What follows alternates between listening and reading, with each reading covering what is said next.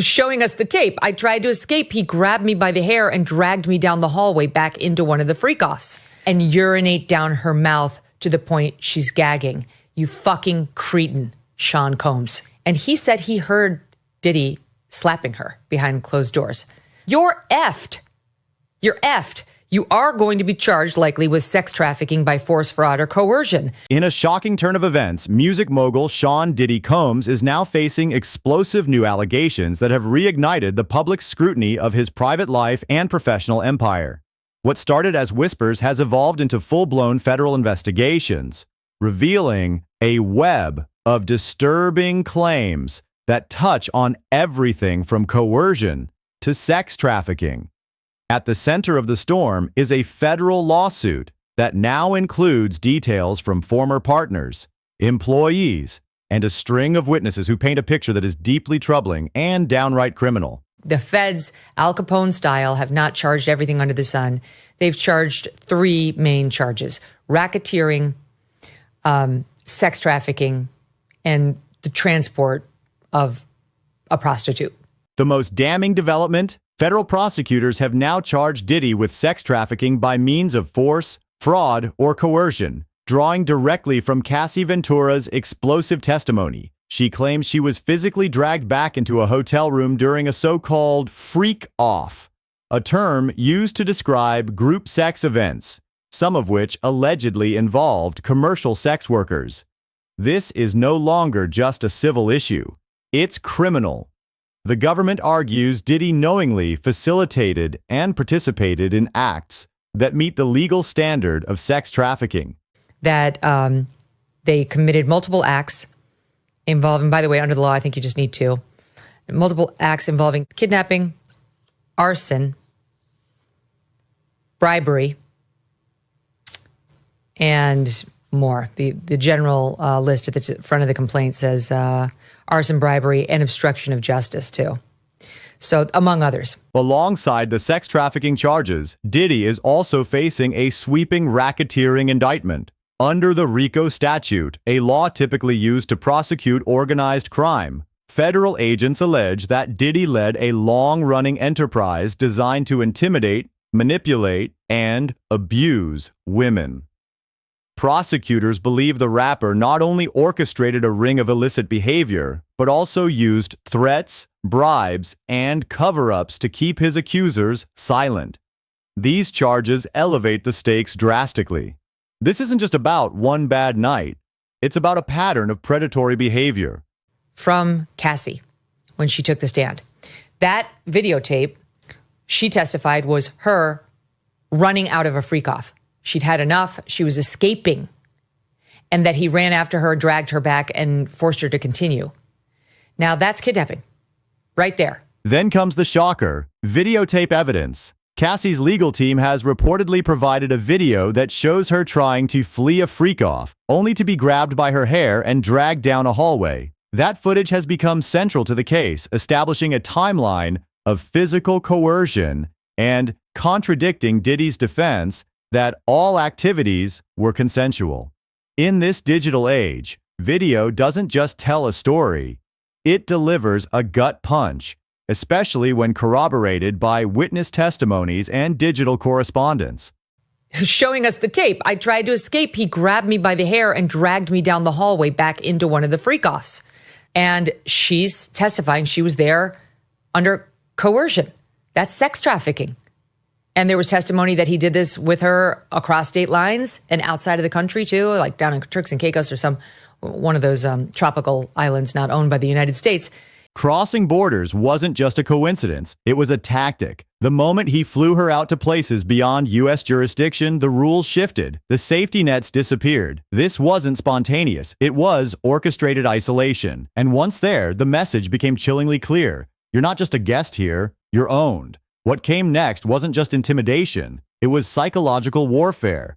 Now, the first guy said I was there willingly, they were paying me, but he also took a picture of my license and seemed to be threatening me that if I spoke or didn't behave as he wanted me to, he was going to hurt me. There'd be retribution. Diddy's attorneys have been quick to hit back, presenting emails from Cassie allegedly expressing excitement about these encounters. But legal experts say that doesn't hold water if consent was later withdrawn. The law is clear. Even if a sex act begins consensually, once consent is revoked, any continuation becomes criminal.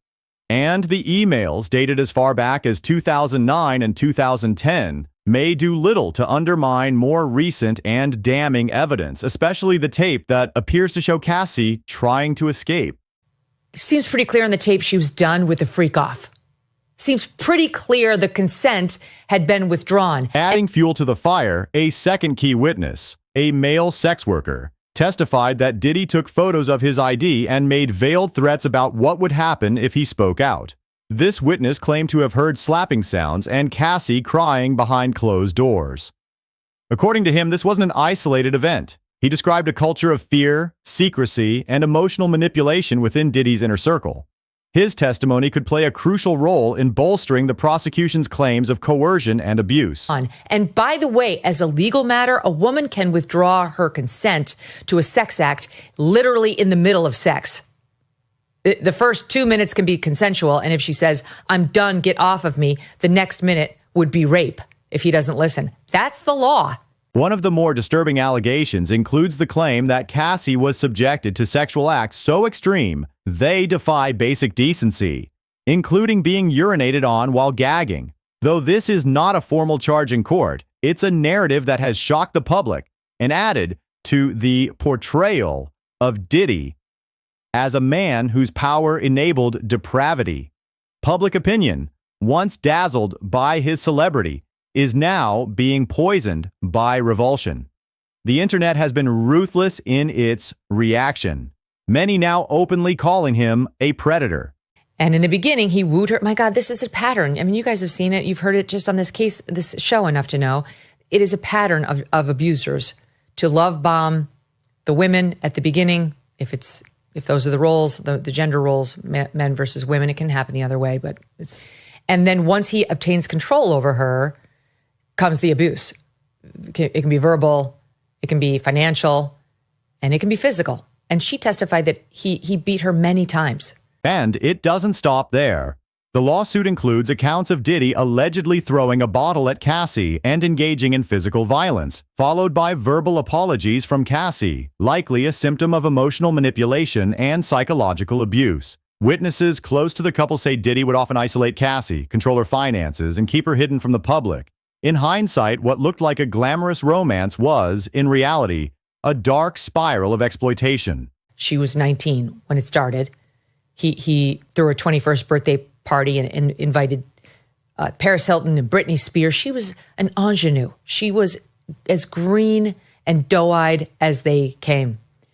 And this older, much more successful, more sophisticated, bully, criminal thug took advantage of this young girl. Interestingly, while Diddy has denied all wrongdoing, the feds are treating this as more than just a celebrity scandal. The raids on his Los Angeles and Miami homes were coordinated and decisive, carried out by Homeland Security investigations. These weren't symbolic gestures. They were surgical strikes to uncover evidence of criminal conduct. Devices were seized, security footage was reviewed, and insiders are reportedly cooperating with authorities. This case is gaining momentum by the day. And he said he heard Diddy slapping her behind closed doors, that they had an argument. I think that he threw a bottle at her, and then they went behind closed doors, and he heard him slapping her, and he heard her saying, "I'm sorry, I'm sorry." As if the allegations weren't shocking enough, documents now reveal Diddy was reportedly running surveillance on Cassie. According to her testimony, he used security staff to monitor her movements, control who she saw, and restrict her from leaving certain locations. The prosecution argues this is more than obsession. It's a tactic of control used to suppress independence and maintain dominance. Combined with the allegations of coercion, this suggests a calculated effort to own, not love, a partner. And then he expressed his concern directly to her. It sounds like this guy was kind of falling in love with Cassie. He was getting to know them, and she and he would kind of side text from time to time. And he felt that she was in danger. Another witness, also a frequent sex worker in Diddy's circle, described what he called love bombing, a classic abusive tactic. He claims Diddy lavished Cassie with gifts, promises of fame, and public adoration, only to gradually isolate her and replace affection with control. This paints a harrowing picture of how manipulation can masquerade as romance, especially in a world where celebrity power shields abuse. Cassie's case is beginning to echo others we've seen in Hollywood, from Weinstein to R. Kelly. You're effed. You're effed. You are going to be charged likely with sex trafficking by force, fraud, or coercion. Critics are now turning their attention to the enablers. Why was this behavior allowed to continue for so long? Why didn't the music industry or his high-profile friends step in? There's growing outrage over how figures like Diddy are lionized by elite institutions, similar to how Jeffrey Epstein and Harvey Weinstein operated in plain sight for years. The public is asking, how many people knew? And who helped cover it up? He was dating other women. He was hiding her. He wouldn't bring her out in public. She didn't like that. He was spending all the holidays with Kim Porter, the mother of some of his other children. There are many, many baby mamas in his world. I mean, it's a form of sexual abuse what he was doing to her, whether she knew it or not. It is not love to take a 17 years younger, 19, 20, 21-year-old girl and have some sex worker come into your private home or hotel room and urinate down her mouth to the point she's gagging. You fucking cretin, Sean Combs. That's what the evidence was. That's one of the many reasons I think he's a disgusting, perverted criminal. As we dig deeper into this disturbing saga, we must also recognize how wealth and fame often shield perpetrators from justice. The Cassie-Diddy relationship began when she was just 19 and he was 37. Critics argue this power imbalance was exploited, and the age gap was just one of many ways Diddy maintained control. The allure of fame, paired with coercive control, can blur the lines of consent. But now, the truth is clawing its way into the light. If convicted, Diddy could face decades in prison. But even if he walks free, his legacy is permanently scarred. This case, like those before it, is about more than legal outcomes. It's about believing survivors, questioning power, and confronting the toxic culture of silence in entertainment. Will this be a turning point or just another case lost in the noise?